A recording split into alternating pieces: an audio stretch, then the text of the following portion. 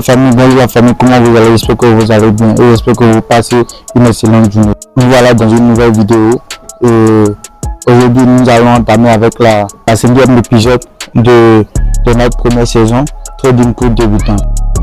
Nous voilà dans la 5e épisode. Dans cet épisode, nous allons parler des zones d'attaque, des différentes zones d'attaque, les zones dans lesquelles vous devez chercher des confirmations pour pouvoir prendre des positions sur les marchés financiers. Il y a beaucoup de débutants qui définissent mal les zones d'attaque et qui se font plumer sur le marché. Dans cette vidéo, nous allons vous apprendre ce que c'est une zone d'attaque et comment repérer les différentes zones d'attaque sur les marchés financiers pour pouvoir l'incorporer dans votre plan de trading pour pouvoir tirer quelque chose de meilleur. Le marché ne bouge pas par hasard, ok? Il y a toujours une cause s'il y a une réaction. Est-ce que vous comprenez? Les marchés financiers ne bougent pas par hasard. Il faudrait savoir dans quelle zone vous voulez voir vos confirmations pour pouvoir rentrer en position. Les traders débutants entrent n'importe où et se font niquer bêtement. Donc, dans cette vidéo, nous allons vous aider à éviter ces erreurs et à ne plus les commettre à l'avenir. Ok? En premier lieu, nous allons parler d'abord de la structure du marché. Ok? Et ce thème, nous allons, comme je vous l'ai dit précédemment, ce thème, on va revenir sur ce thème tout au long de notre aventure parce que sans la structure du marché, vous allez passer à côté de votre rêve. Si vous comprenez, il faut toujours suivre la structure du marché. C'est primordial, ok? C'est la base du trading, ok? Après ça, nous allons parler des zones d'attaque et nous allons aller sur les marchés financiers, déterminer ces zones, différentes zones d'attaque et je vais vous montrer comment vous pouvez repérer ces zones d'attaque sur les marchés financiers. Est-ce que vous comprenez? Maintenant, en troisième point, nous allons notifier les erreurs à éviter pour ne pas bêtement perdre de l'argent et pour pouvoir maximiser vos gains sur les marchés financiers. Et je vous ai fait une petite illustration de ce que vous devez repérer sur les marchés financiers, les différentes zones d'attaque et comment les repérer. D'abord, en premier lieu, on parle de la structure premièrement. Ok, quand on parle de la structure, allez regarder les vidéos et passer, vous allez comprendre un peu plus sur les structures de marché. Je vais expliquer de long en large. Si nous sommes dans une tendance haussière, vous devez chercher des sommets de plus en plus hauts et des creux de plus en plus hauts. On dit que si vous êtes dans une tendance haussière et si le dernier creux de la tendance a été cassé avec une cassure franche et une bougie impulsive, nous allons considérer qu'il y a changement de tendance. Mais tant que le dernier creux n'a pas été venu casser, nous sommes toujours en continuation de tendance à la hausse. Donc, si vous êtes dans une tendance haussière et que vous n'avez pas eu de confirmation de changement de tendance, pourquoi chercher des ventes alors? Est-ce que vous comprenez? Pourquoi chercher des ventes? Il faut toujours préconiser des hausses si vous êtes dans une tendance. Il faut toujours suivre la tendance. Si vous tradez en contre tendance, vous allez vous faire plumer bêtement. Les zones d'attaque, on les détermine au niveau des creux. C'est au niveau de ces creux que vous allez définir vos zones d'attaque et chercher des confirmations. Une fois ces confirmations trouvées, vous pouvez dire que vous allez prendre des positions pour continuer la hausse. Est-ce que vous comprenez? Nous allons aller sur les marchés financiers, nous allons aller sur les graphes pour que je vous montre tout ça plus clairement et vous allez un peu plus comprendre.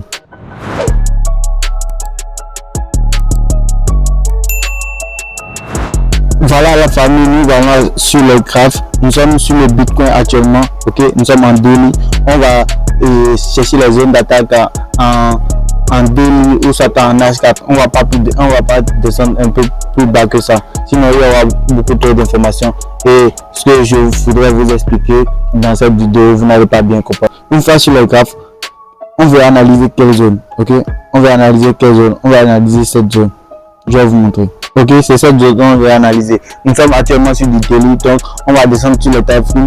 D'abord, on va chercher s'il y a des zones d'attaque en daily. S'il n'y a pas, nous allons descendre sur du time frame un peu plus inférieur pour pouvoir déterminer les différentes zones d'attaque et les zones dans lesquelles nous pouvons potentiellement intervenir. Est-ce que vous comprenez? Nous allons intervenir, nous allons seulement prendre cette petite hausse dans le cadran. Nous allons seulement prendre cette petite hausse dans le cadran bleu et le décortiquer pour chercher les différentes zones d'attaque et comment les déterminer. C'est un peu ça. Donc en premier lieu, il faudrait d'abord, en tout lieu, il faudrait d'abord placer ces zones. Okay? Le plus haut du mois précédent et le plus bas du mois précédent. Toujours. Il faut savoir dans quelle zone vous intervenez. Si vous intervenez n'importe où, vous allez perdre de l'argent. Et comme on l'a dit, on va toujours suivre la tendance. Actuellement, la tendance est dans une petite hausse. Donc, pourquoi chercher des baisses alors? On va toujours chercher des hausses. Maintenant, on va descendre sur des trafics plus inférieurs pour pouvoir chercher les zones d'attaque et les confirmations pour pouvoir continuer la hausse. Nous voilà sur du 4 heures. Nous voilà sur du 4 heures sur le Bitcoin. Donc, on va chercher les différentes zones d'attaque. On dit que les zones d'attaque sont au niveau des creux. Donc on va chercher les différents creux. Voilà, ici on a une première cassure ici, ok. On a le dernier plus haut qui est ici. Pourquoi le dernier plus haut qui est ici? Regardez cette bougie verte qui a cassé vers le haut avec une bougie impulsive avec le corps. Il a cassé avec le corps bien sûr. Et ici il y a une bougie verte. Ok, si c'était que cette bougie rouge qui est ici avait dépassé la bougie verte qui était là, on n'allait pas considérer que ici il y a une cassure. Mais le fait que la bougie verte est en haut de la bougie rouge et que cette bougie verte impulsive l'a cassé vers le haut et a englobé cette bougie rouge, nous allons considérer qu'il y a une cassure. Donc le premier plus haut, il est pratiquement ici. Le dernier plus haut, plutôt, il est pratiquement ici. Et le dernier plus bas, le dernier creux, il est ici. Voilà. Voilà, je l'ai matérialisé par un petit cadran rouge. Voilà notre première zone d'attaque sur du 4 heures sur le Bitcoin. Voilà notre première zone d'attaque. Vous comprenez? Voilà notre première zone d'attaque sur le daily. Le dernier plus bas est là. Est-ce que vous comprenez? Donc, on va chercher aussi encore une deuxième plus bas au cas où notre première zone d'attaque ne tient pas. Sûrement, la deuxième zone d'attaque, lui, il va tenir potentiellement. Notre deuxième zone d'attaque, il intervient où? Il intervient ici, là où j'ai mis cette bougie jaune. Si vous comprenez, il intervient ici. Pourquoi il intervient ici? Parce que nous avons eu cassure vers la hausse ici. Ok, nous avons une cassure vers la hausse. Regardez ces trois bougies impulsives qui cassent vers la hausse avec le corps de la bougie. Est-ce que vous comprenez?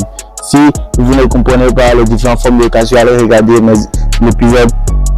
épisodes précédents, vous allez comprendre comment on détermine les cassures.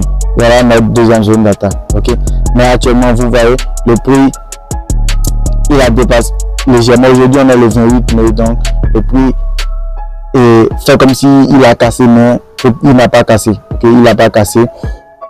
Et on va avoir des confirmations dans cette zone. Si on a des confirmations bien claires, on va chercher des hausses pour pouvoir aller chercher ce dernier plus haut qui est. Il ne faut pas avoir beaucoup de zones d'attaque parce que si vous avez trop de zones d'attaque, vous avez beaucoup d'informations. Et s'il y a beaucoup trop d'informations, il y a potentiel risque de perte. Donc je ne sais pas si vous avez un peu capté la notion de zone d'attaque. Et je vais encore aller sur une autre paire pour vous montrer. Nous voilà sur le V100 en daily. Moi j'aime bien trader la volatilité. Donc je vais vous montrer les étapes aussi sur le V100 et vous allez plus comprendre ce que je suis en train de dire. Ok. En général le V100 sur le V100, le marché est généralement en tendance baissière. Donc on va chercher des zones d'attaque au niveau des derniers sommets de plus en plus bas pour pouvoir chercher des confirmations pour pouvoir continuer la baisse. Est-ce que vous comprenez? Donc nous allons sur le daily déterminer les différentes zones d'attaque que nous avons avant de continuer sur les time frames plus inférieurs. Ok, ici on a une première zone d'attaque. Vous voyez cette ligne jaune que j'ai mis ici, c'est une grande zone d'attaque. Ok, le prix peut potentiellement venir faire un gros mouvement, rejeter sur cette zone et repartir à la baisse. Est-ce que vous comprenez? Mais si on peut aussi descendre sur les tarifs plus inférieurs, il y a d'autres informations qui vont encore non dire le contraire. Est-ce que vous comprenez? Donc tout est une question de probabilité sur les marchés. Ok, rien n'est exact. Il faudrait avancer différentes techniques. Moi je dis que le trading c'est comme de la sauce. Ok, il faudrait mettre plusieurs ingrédients dans cette sauce pour que cette sauce soit savoureuse. Sinon ça serait salé ou ça serait trop pimenté ou ça serait de la même. Est-ce que vous comprenez? Donc, c'est un peu ça. Donc, il faudrait toujours suivre la tendance. Si la tendance est baissière, pourquoi chercher des hausses? Il faudrait toujours suivre la tendance. Ok? Donc, pourquoi je dis que cette zone est une zone d'attaque? Parce qu'on a eu une cassure ici. Regardez, la cassure vient intervenir ici. Ok? On a 3 bougies impulsives qui cassent les derniers plus bas. Ok? Avec le corps encore. Ok? Si d'autres personnes, d'autres débutants, ils diront que il y a une zone d'attaque ici au niveau, je vais vous l'agrandir ici pour que vous sachiez de quoi. Il y a d'autres personnes qui diront que il y a une zone d'attaque ici. Moi je dirais que c'est faux parce qu'on n'a pas une cassure ici. D'autres diront que mais il y a eu 3 bougies impulsives qui ont cassé le dernier plus bas. Regardez bien, si vous allez regarder vers votre gauche, le plus bas, c'est pas la mèche rouge là qui est le plus bas. Le dernier plus bas est ici. Le dernier plus bas est au niveau de cette mèche. En fait, est-ce que vous comprenez? Le dernier plus bas est au niveau de cette vraie mèche. Alors, c'est pas une cassure, ok? La vraie cassure intervient ici, en haut ici. Est-ce que vous comprenez? C'est un peu ça. Donc, voilà comment un peu déterminer les différentes zones d'attaque pour pouvoir intervenir sur le marché financier. Si vous avez des questions, n'hésitez pas à venir en commentaire ou soit à m'écrire en privé. De toute façon, je veux laisser 10 places gratuites pour ceux qui veulent apprendre du trading. Et je vais venir vers moi, je vais travailler avec vous et vous montrer beaucoup de choses.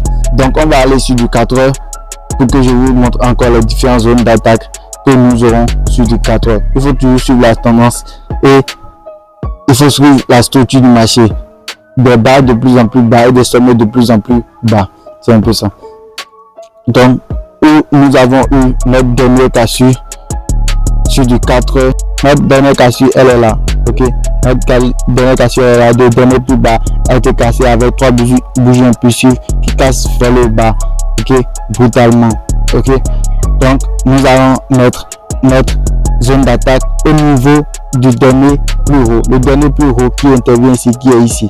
Okay? Là où j'ai mis cette ligne jaune. Si vous comprenez. Donc, le peut potentiellement faire différentes structures. Ici, revenir, rebondir sur cette ligne jaune.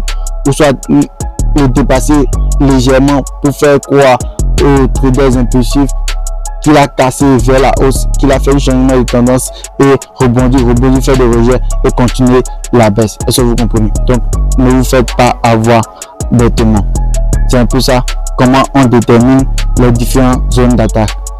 Ok, nous allons encore aller sur la Nasdaq et je vais encore vous montrer comment on détermine les différentes zones d'attaque sur plusieurs. Ok, nous allons sur la Nasdaq, sur le demi et nous allons aussi déterminer les derniers cassures. Ok, nous avons une cassure ici qui est intervenue il n'y a pas si longtemps que cela. Nous avons une vraie cassure ici, donc notre structure nous montre que la tendance haussière elle continue. Ok, si vous voyez généralement la Nasdaq elle est haussière, donc pourquoi chercher des ventes? On va toujours chercher des hausses. Est-ce que vous comprenez? Ok, là où j'ai mis cette ligne jaune, il y a potentiellement une zone d'attaque dans cette zone. Ok, si vous descendez sur des termes plus inférieurs, nous voilà sur du H4 sur la Nasdaq, vous allez voir que il y a encore d'autres zones d'attaque sur cette time frame. C'est un peu ça. Il faut toujours placer ces zones les plus hauts et les plus bas de la semaine précédente. C'est très important. Il faut toujours notifier les zones dans lesquelles vous voulez intervenir. Ok, le plus haut et le plus bas de la semaine précédente. Ok, maintenant on va chercher des confirmations. On va aller encore sur des time frames plus inférieurs. Si on n'a pas des vraies zones d'attaque ici, si vous n'avez pas des zones d'attaque sur les higher time frames, descendez sur les petits time frames pour pouvoir avoir des zones d'attaque, pour pouvoir intervenir. Ok, il faut toujours avoir des confirmations avant de rentrer en position. Si vous n'avez pas de confirmation et si vous rentrez en position, vous allez faire de l'argent bêtement. Donc il faut toujours aussi avoir des confirmations très claires avant de rentrer en position sur la machine. Ok, par exemple sur du 4 heures, nous avons une belle zone d'attaque. Dans cette zone, je vais vous le montrer. Nous avons une zone d'attaque ici. Ok, nous avons une zone d'attaque ici.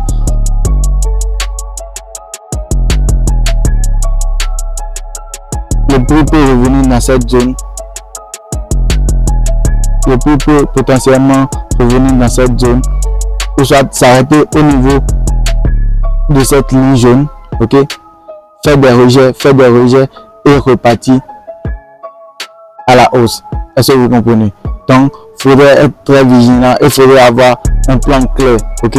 Si vous voulez rentrer en position, il faudrait avoir un plan clair.